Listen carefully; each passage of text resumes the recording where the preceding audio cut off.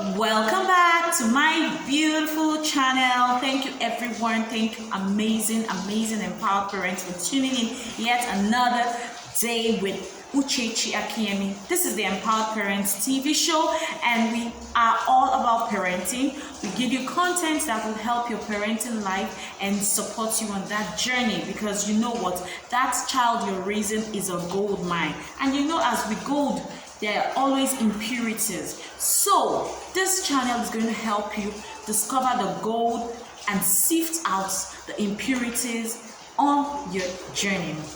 If you're just joining us for the first time, welcome. Thank you so much for stopping by. Kindly subscribe so that you don't miss out on any interesting content that we post every Friday. So let's get right into it. Today we are going to be having this conversation on bullying. Even with so much sensitization about bullying, we still have reports of bullying. There are still reports on bullying, like it has actually grown to 99%. To an extent that every week there is a report on bullying, and most especially in school. Of course, they are bullying at workplace, bullying at home, and all of that. But because this is a parenting channel, we are dealing with our children. So bullying in school is a thing, guys.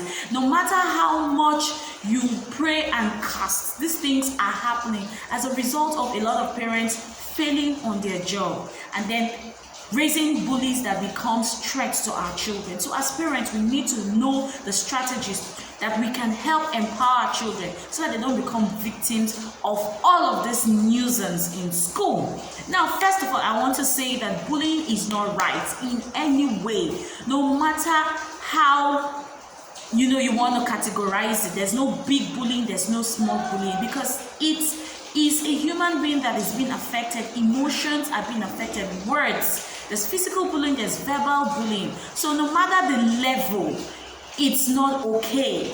So it's good for every adult to watch out for all of the signs, hoping that your children are not bullies themselves, neither are your children going to be victims. All right, so it's very important that the adults create a safe environment for them, especially even school owners, helping to understand that the school environment can either be toxic or helpful.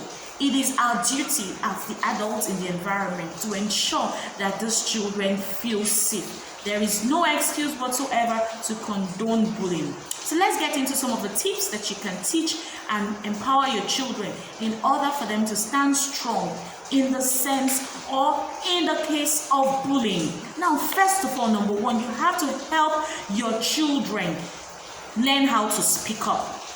Now, it's not good for a child to keep quiet. It's not telltale when your child opens up to you and says someone was physically pushed or they themselves were physically pushed. Telltale is different from, reporting. Telltale is usually when you're talking about things that are not your business and they are not physical. For example, you say someone is chewing gum, this and all of that, petty talks. But when a child comes up to you and tell you that someone was physically assaulted, it is not telltale, and it is not, trivial. It is something that should be taken seriously, because if it is being ignored, it can definitely progress. Okay, so there's always teasing and bullying, and many a times teasing and bullying are the same thing, but it's just that bullying is more often with an intention to hurt someone's feeling, but teasing can just be once in a while and all of that. But bullying is a constant thing, like someone just picks out a child and decides that this is my victim and decides to make the life of that child miserable every single moment of the day. That is terrible. Now, for instance, if such thing happens to a child, it's good as parents, you help your child and tell your child that whatever happens in school, let me know. And don't shut a child up. If a child says someone pushed me, don't go ahead and say, what did you do that warranted such, pushing? Nobody deserves to be bullied, and you must not make your children feel bad or feel like it is their fault for being bullied. If anything has happened, nobody has the right, no child has the right to physically assault another child. So there is no excuse. So help your child understand that he or she must speak, must be able to tell the parents, must be able to tell the school, the teachers, must be able to speak up to someone he or she can trust. In schools, many a times there are guidance and counselors. Your child should be able to walk up to that guidance and counseling master or mistress and speak clearly exactly what happens, and if possible, let them even develop a habit of jotting things down, journaling, the event, so that they can clearly articulate exactly what happened without any fear. Many a times, children don't like to open up because they feel like there will be a retribution from the bully, if that is the case. But assure them that the adult is going to ensure that they are safe. And please, when you are being told that such a thing has happened, ensure that your child is safe. Don't just go into school, make trouble, call names and all of that and walk away. Ensure that you have an understanding that such a thing will not happen anymore, and that there are measures to curb all of this. So telling someone is a very good step in, bringing an end to every form of abuse, either bullying, domestic abuse, physical abuse, verbal abuse, or whatsoever. Okay, so let your children be bold enough to tell you everything that happened in school. It could even be something as little as a senior in school taking a junior's property without permission. You could say, oh, but there was no physical, touch.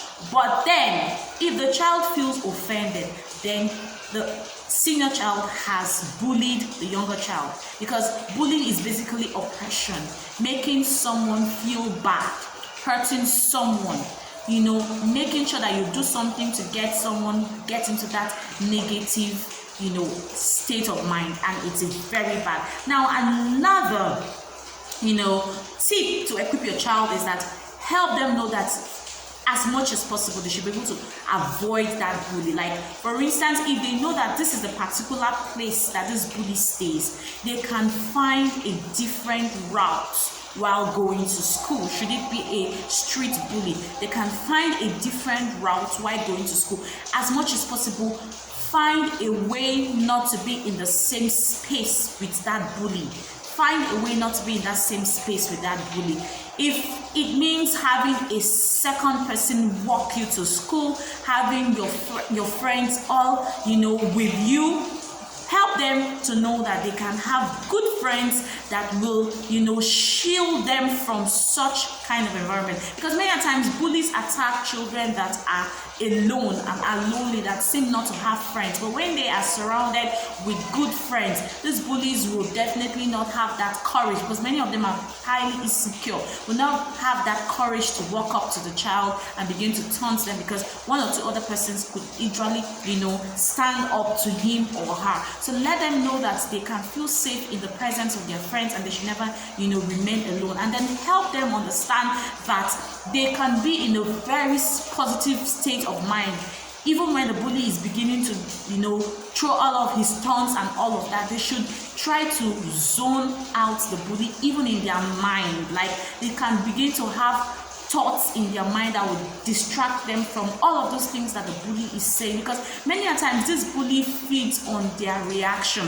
If they see that they are beginning to personalize and internalize all of those, negative actions, they feel, good about themselves. They feel like they are making, headway. So you help your child build his or her self-esteem. Tell him how beautiful and how they should meditate on the beautiful things about themselves, so that the words of this bully don't, put them down or make them feel terrible about themselves. So it's very healthy that they can avoid this bully, either physically or even mentally, having not to think about the things that they have said, and rather focusing on their positive self-affirmation. Then another important tip to equip your child with is that they should learn how to stand up for themselves. Many a times when the children are acting very timid, very shy, those are the things that gives those bully that confidence to walk up to them.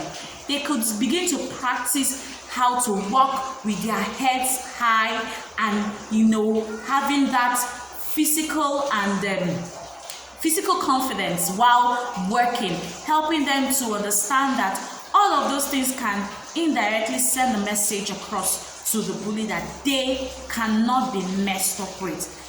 Remember, never encourage your child to fight back a bully. You might think that that's the way of self-defense, but you know one thing, if the bully wins in the case of that fight, the bully always feels like, oh, I've proved the point to you, I'm stronger than you.